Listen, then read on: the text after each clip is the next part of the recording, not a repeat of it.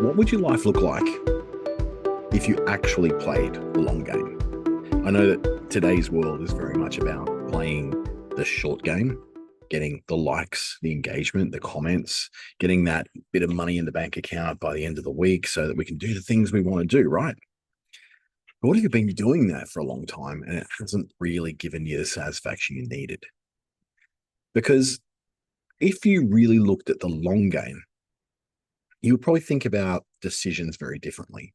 You would look at what the long-term repercussions are. Yeah, I'll accept that $250 now, but what does accepting that $250 do for the long game of my business? What about the energy? Are you doing something that requires a quick sprint now to get that result? Or do you need to save your energy and conserve it a little bit more for a longer run of time? Especially when if you've got a startup and you're going into investment period, the investment period could be anything from 2 to 5 to 7, maybe 10 years, where you're dealing with investors, you're dealing with people who have little slices of your company, board meetings, all that sort of thing. It's very hard to love that stuff. But when you're doing something that you play the long game with, you're looking for those results over that long period of time. You'll also do work that tends to compound over time. We'll look at that a little bit later of what that actually means. It's kind of like compound interest, where you might earn a little bit of interest every day, but when you compound that over a year, 2 years, 10 years, 20 years, you see a real move forward. And there's something about the long game that kind of calms you down in the moment. And it says, well, you know what? I'm going to take a hit today. I might have lost that battle, but I haven't lost the whole war. That's the kind of calm you feel as someone who has a much longer plan, a much bigger picture in play, rather than just what brings in the revenue today. You're looking at what's going to bring in even greater revenue over the next few years. So short-term thinking tends to chase very quick wins, quick revenue, reacts very emotionally, pivot, pivot, pivot, pivot, pivot, pivoting constantly looking for the thing that may be working. When things go on a downturn, there's a tendency to panic. There's going, oh my goodness, what's going to happen? We're all going to burn down. We're all going to die. It tends to optimize for lots of visibility and lots of dopamine hits, right? People seeing you, people saying hello to you, people recognizing you. It's a social media experience, really, when you think about it. But long-term thinking really builds a long-term mastery over time, not just someone who knows how to talk about these things, but someone who's mastered these things in their lives or in their businesses or in their startups. Long-term thinking also expects that some days are going to be growing like crazy and some days it's just going to be nothing. Recently saw a post from a very popular dessert restaurant in Adelaide, and they do the most amazing, very much East Asian style desserts, which are very much about cuteness and about puffiness and lots of sweet souffles and things like that. Incredible looking desserts. And they have routinely every day of the week and night of the week, they have lines out the door in their Adelaide CBD location. They've been growing, growing, growing. And finally, they went, we're going to have a second location now. So they opened a location in Henbury Beach. So not close to the CBD, it's a bit further out. And it's empty every day. They barely have made $2,000 in sales over a whole week in their first week of opening, when they're used to lines out the door.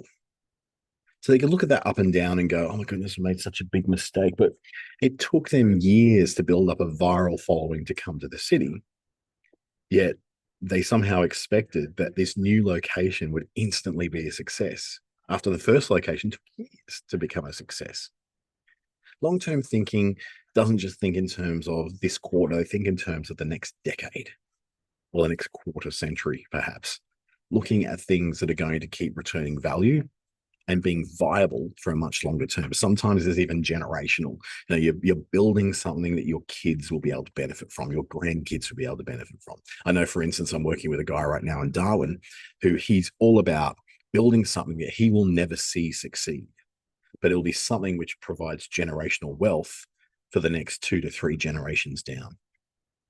And also optimizes for compounding, that idea that this one little bit builds another little bit, and that stack starts to build up quite rapidly, quite exponentially, as little bit of money, like compound savings, for instance. You might put away $5 a week, but over time, that really does compound as you start to get compound interest, and you start to see that you're earning interest not just on $5 now, you're earning interest on $500, $5,000, $50,000 over a longer period of time. It optimizes for that process to go through. The long game is making decisions in the now that create an advantage in the future. But it does require a few really, really important things that we don't always have when we're in business or in the startup, and that's patience, because we really want that immediate reward straight away. So I really advise people to jump straight out of a decent job and straight into a business, because they don't have that resilience yet. They don't have that patience yet. They're used to doing their work, getting paid every fortnight, and everything is predictable. You step into a startup or a business, none of that is in place. Everything's up for grabs.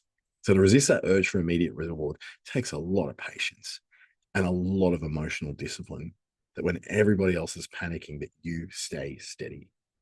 I know that I bought a cafe in the beginning of the pandemic, which many people said was a really stupid mistake to make. That cafe is now 6 cafes, 3 menswear stores, and 3 barbershops.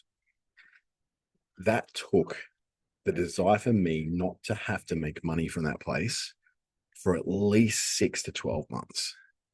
And it didn't make any really realizable profit until probably after 12 months, when it started to turn that profit. But in the meantime, all the decisions I made, the asset financing for coffee carts, the paying extra staff, the having people come in and build a more compatible commercial kitchen for nighttime operations, all those things, whilst they really were taking a hit at the time, I knew that over the long period of time, now 6 years later, that it was definitely worth it.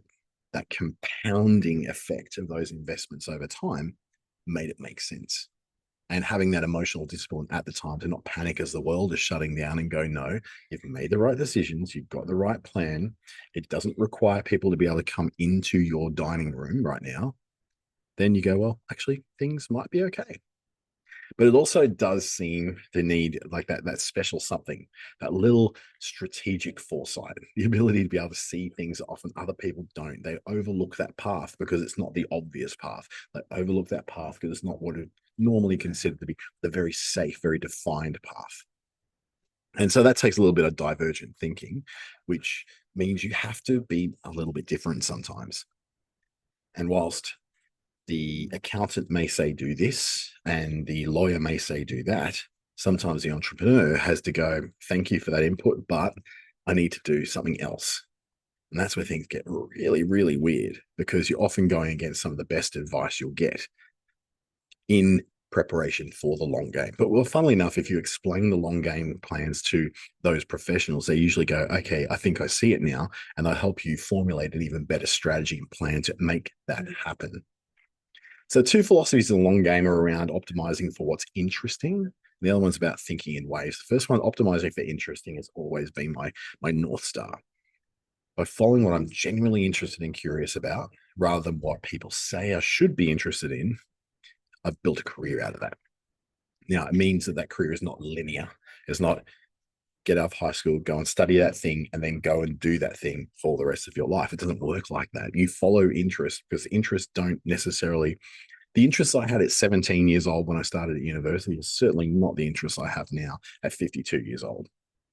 The other one is thinking in waves, expecting that things are going to change. It's going to be cycles. There's going to be waves of change that come through, and understanding the nature of those cycles, that when there's an economic slowdown, it'll be followed by an economic boom. When interest rates are up, then other things will be at an advantage. When interest rates are down, other things will be going differently. Understanding that there are real waves and cycles, and understanding what they are at the macroeconomic level, which is very much about understanding, the sort of stuff you're going to read in newspapers about the economic state of things, and then understanding those microeconomic cycles, those little things that may operate maybe in your industry that are definite cycles. To understanding for me in cycles and waves was understanding that in the work I do, not the cafe stuff, the training work I do, December and January might as well not exist. They are just horrible months. There's no revenue. There's no interest. No one's doing anything. But then also understanding that June is the same. It's either everyone's trying to spend their money in June, so you get a whole lot of money in, then you have to do the work from July onwards. Understand that these cycles all impact what you do. And that means sort of rising above the situation, looking at the whole playing board, that whole chessboard that your world, your business is operating in, rather than just your business alone and what it does. Understanding competitive pressures, government changes, what they do, and then responding appropriately. Because these are pretty practical, right? They're not abstract. They require actual thinking and research and looking at big picture things, understanding economics. And you think, well, yeah, I'm just running a little small business. What do I need to know about economics? Well, you need to understand cycles. You need to understand when there's money in the market, when there's not, what inflation means. If you're running a very premium fitness brand, you understand that when a crunch comes on people's wallets, when the inflation is causing a cost of living crisis like it is now, some things just aren't really going to happen. What we're finding is restaurants are really suffering at the moment, particularly restaurants that open in nights rather than days. You find that high-end things like, $10 donuts are not something that's on the family menu this week. They tend to be things that we sort of go into when there's lots of disposable income. We've got a problem now where people are conserving a lot of cash and not spending it because there's an expectation of some kind of economic bump on the road coming, AI or something like that, or a housing value crash or something that might be on the horizon. So understanding what these things are helps you to plan ahead over a long term. So optimize for interesting is working in something that you can stay engaged with long enough to master it, because you're not going to be a master of it first up, and you're probably going to lose interest in a lot of things. Like me learning Spanish, I lasted over a year doing it, but eventually I saw no result in it, and I wasn't really that interested in it. I'm surprised I lasted as long as I did, but I saw no practical realization of that in my life. When my partner is a Hindi speaker, I could have just learned Hindi, actually practically useful that I could use every day. So that's the next goal, learn Hindi. But choosing the path that genuinely sustains that level of curiosity means being willing to say, well, this may not be the cool thing. My obsessive interest in social media, graphic design, and making videos and infographics and all that. I love all that. And I've loved all that for 20 years. It has not waned, it hasn't moved. But it's only in the last few years that I've really got to a point where I've mastered it, at a point where I can now teach other people how to do that. Not just do it for them, but teach them how to do it. So that goal, stay engaged long enough to master it. And you do that by basically doing the things you are interested in. Yes, interests change, but look at the long-term view of your past and you'll see certain themes come up. And those things may be something to build a business out of, or at least do the things in that business that keep you most engaged rather than the things that don't.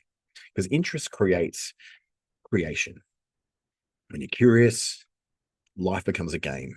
Problems become puzzles. Frustrations are challenges. Efforts are actually sustainable. You find you create the time, right? Even if you're as ADHD as heck as I am, you still find the time and the focus on the things you're interested in. Just ask a Gen Z 25-year-old who plays, League of Legends or one of those video games on consoles, and you'll understand what this interest is. They may not be able to focus on quadratic equations or very high level science, but get them involved in their game and they can focus for 14 hours.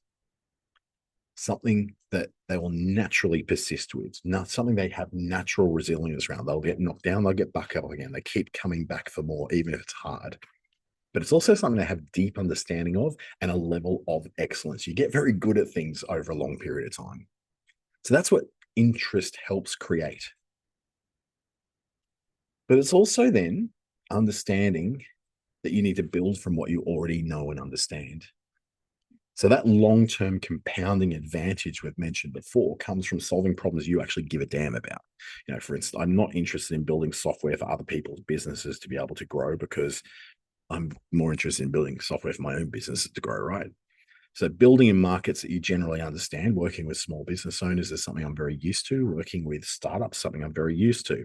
But working with HR professionals and big four accountants, probably not something I'm really good at.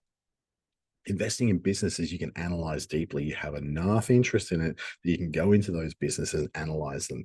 I've always been having had a weird obsession with retail cycles and the ups and downs and rebranding and the operations and the back of house things that happen in retail, right?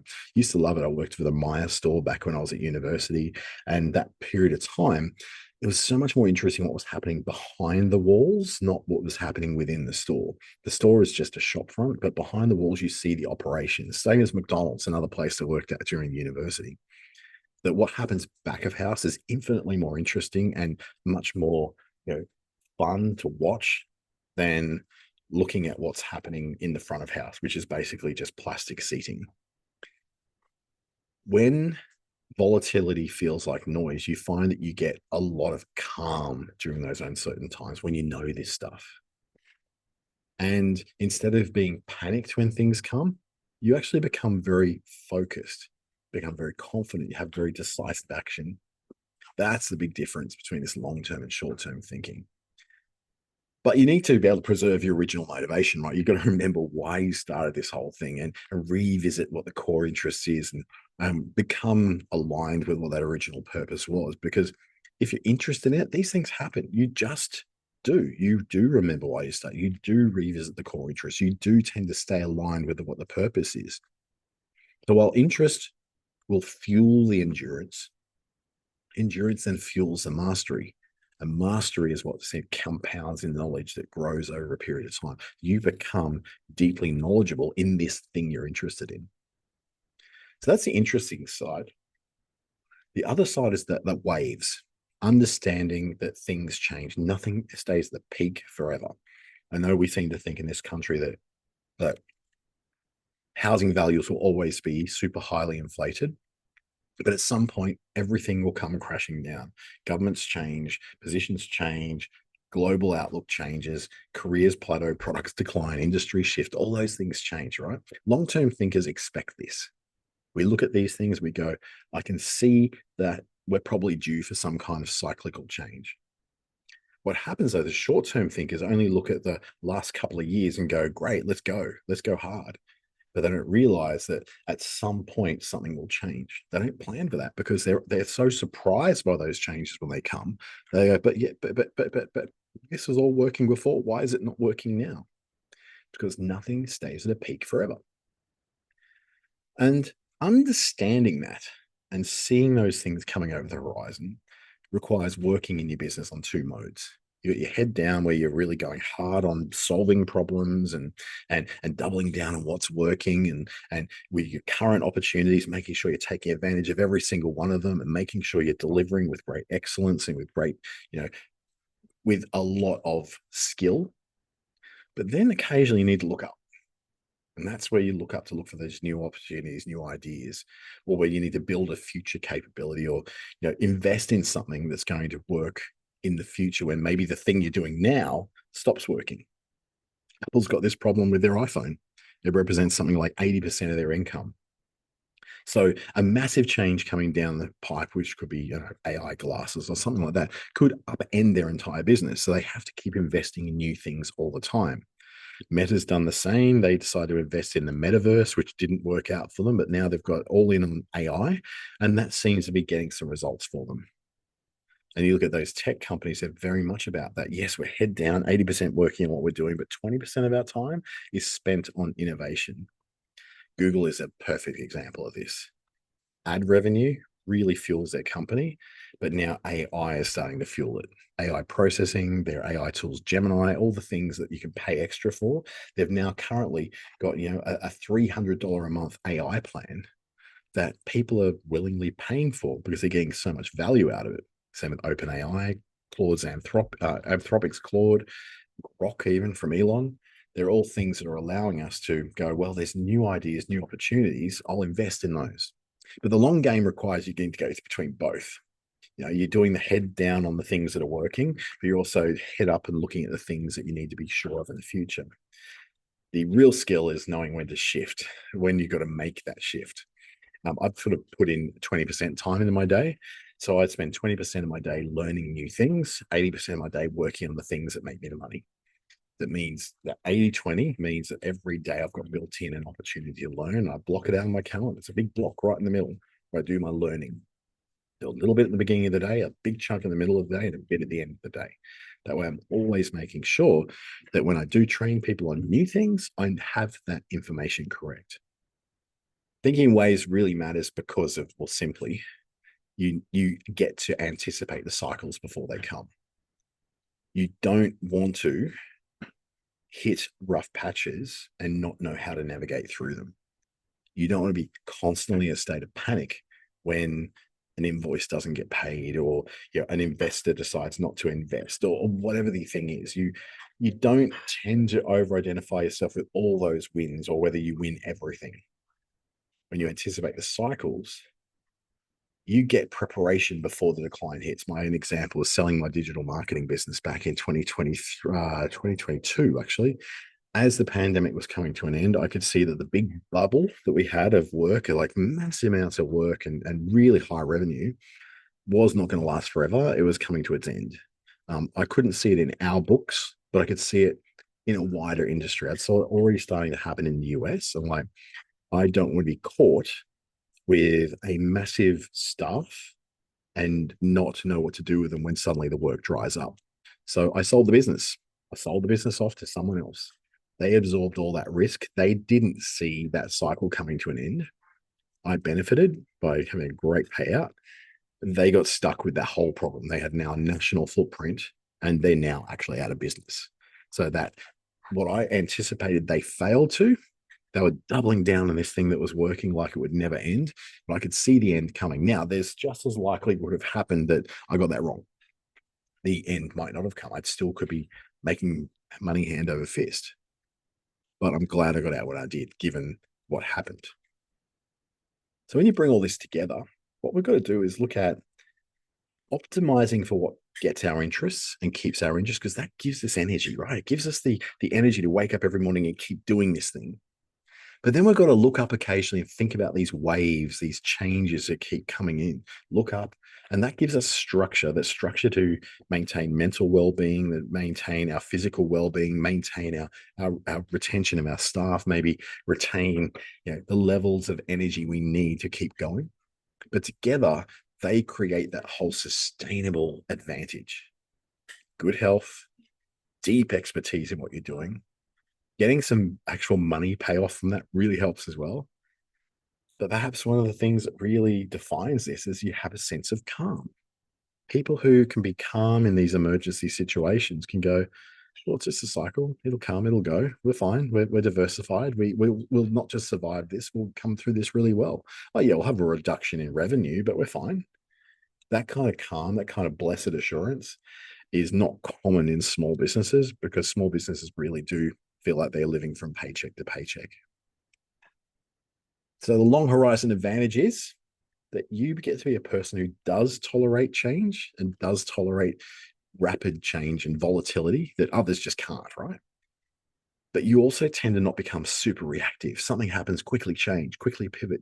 You actually have enough going on that will either cushion you from those changes, or it means that, that changes one part of my business, but the other parts of my business don't get touched.